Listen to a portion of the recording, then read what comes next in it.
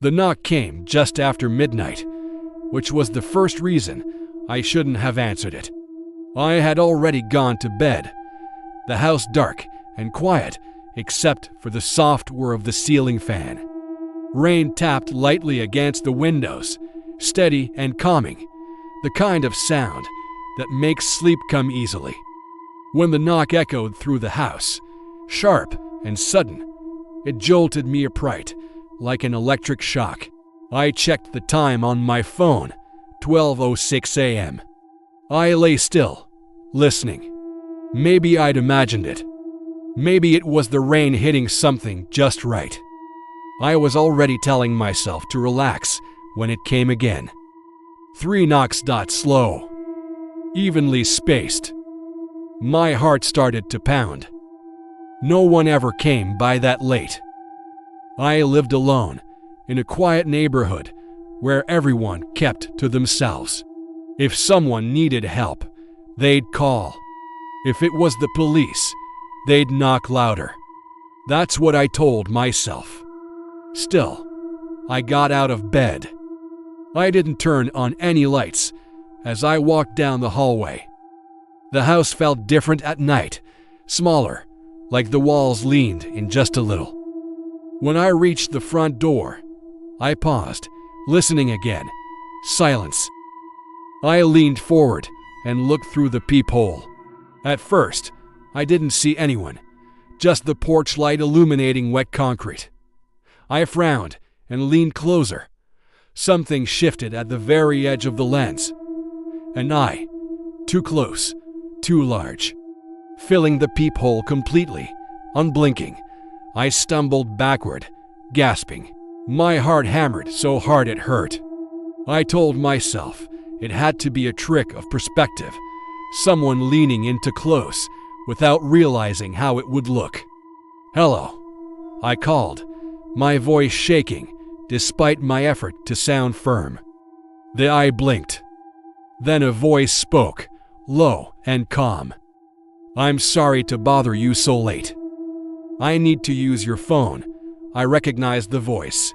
It sounded exactly like my neighbor across the street. Same tone, same slight rasp, same polite hesitation. I hesitated, my hand hovering over the lock. I'd spoken to him dozens of times. Borrowed tools, complained about the weather, shared small talk over trash cans.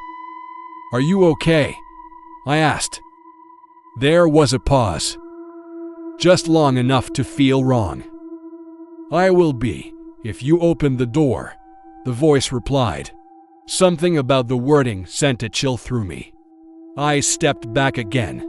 "Why don't you go home?" I asked. "I can call someone for you." The eye disappeared from the peephole. For a few seconds, nothing happened. Then the knock came again.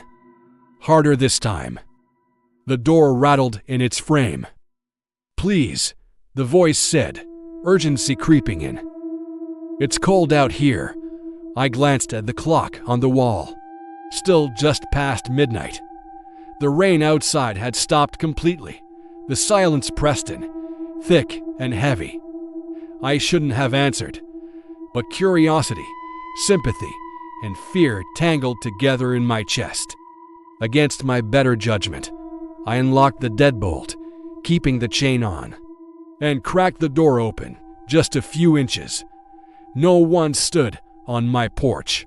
The porch light flickered softly, illuminating empty space. No neighbor, no stranger, just wet concrete and darkness beyond. I frowned, confused.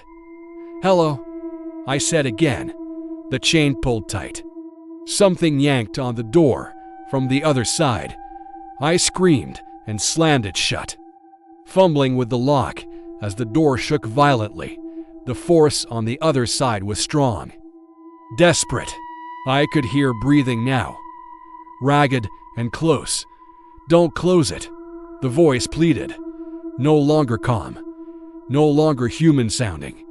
"You already opened it." The doorknob twisted back and forth, faster and faster. The wood creaked under the strain. I backed away, my legs trembling, my mind screaming at me to run. The knocking stopped suddenly. So did the breathing. I stood there, frozen, waiting for something worse to happen. Minutes passed. Nothing. Eventually, I crept back to the door and looked through the peephole again. The porch was empty. I didn't sleep that night. I sat on the couch with all the lights on until morning. When the sun came up, the world looked normal again. Safe. I convinced myself it had been a nightmare layered over real sounds and exhaustion. Then I noticed the mark on the door. Long scratches, carved deep into the wood just below the handle. Too deep to be made by fingernails, too narrow to be tools.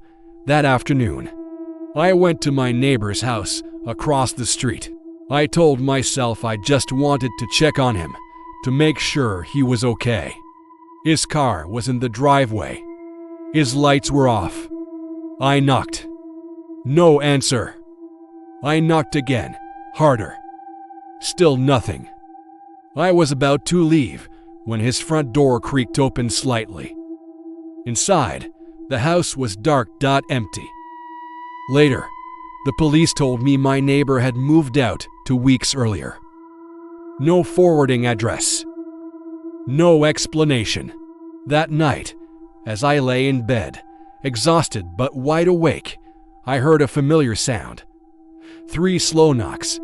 This time, they came from inside the house.